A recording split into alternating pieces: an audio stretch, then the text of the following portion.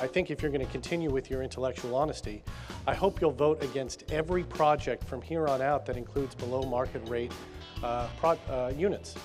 Because the same legal argument you are making to argue that this development agreement is invalid is the same one you should be making to the BMR ordinance. Next to David Chu is the senior member of the Board of Supervisors, not so much in terms of age, but in terms of service, and the man who nominated the gentleman who is about to be sworn in as the mayor of this city, Sean Elsbernd. I was born and raised in District 7, Montessori school right up the block on Lenox, grade school right down the street. My mom owned a children's clothing store right down the block, and I've lived here all my life, 30 years, and have every intention of raising my family here. Went down to a small school in Los Angeles, Claremont McKenna, and then came back here to Hastings Law School, graduated. I went to work here in City Hall immediately upon passing the bar on the first try, and worked here in City Hall for a few years, and then lightning struck and I was appointed as a member of the Board of Supervisors in August of '04 and have been here ever since. Most people would call me a moderate. I think I've got a knack for the law, a love for the law, and I saw a way to combine that love with service through the political process. I think having watched campaigns, not as a candidate, I did not appreciate the sense of a thick skin that you really need as a candidate. Being a candidate isn't the easiest thing in the world. I've come since then to really appreciate my opponents in the sense that while I may disagree with them, we have policy disagreements, they're putting their foot on the line. They're stepping into the arena, and that says a lot about themselves. Being a candidate is not an easy endeavor, and you really have to respect anybody who does that. You are all about to get an introduction into the fairly daunting numbers that the city's about to face, the city is facing right now.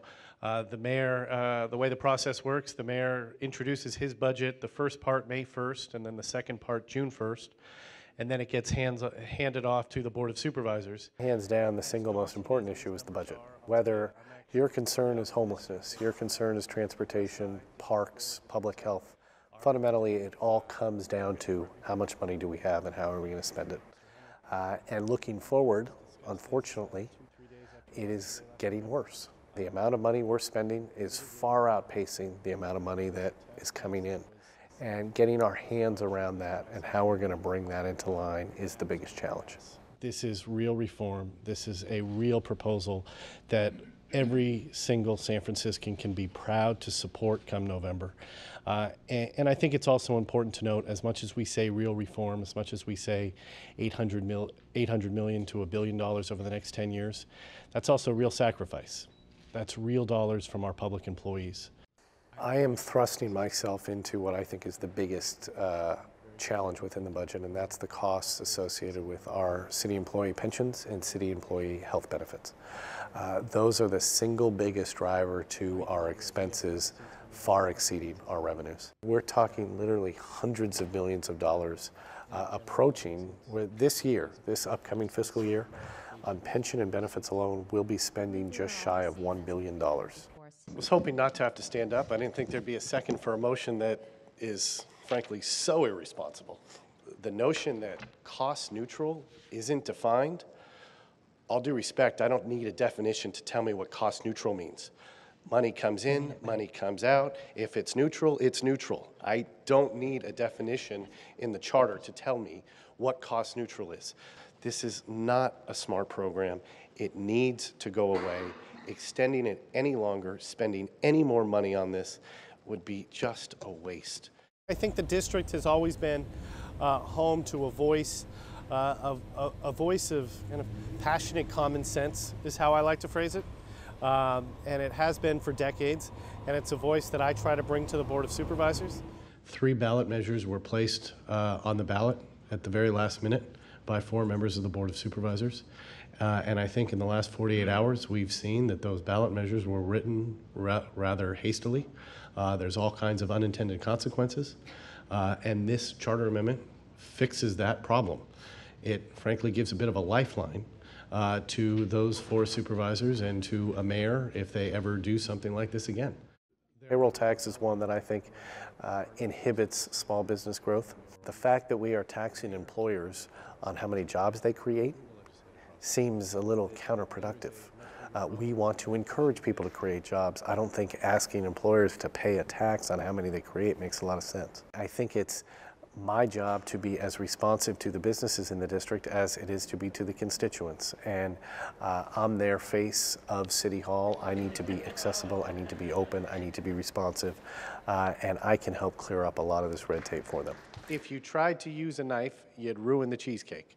And Mr. Zanzi knows that because when he sells the cheesecake, it comes with a piece of fish wire.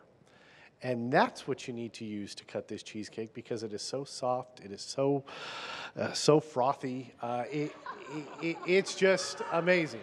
We have to think of San Francisco 10, 20, 30 years from now and try to prepare ourselves for catching what the new economies of San Francisco will be.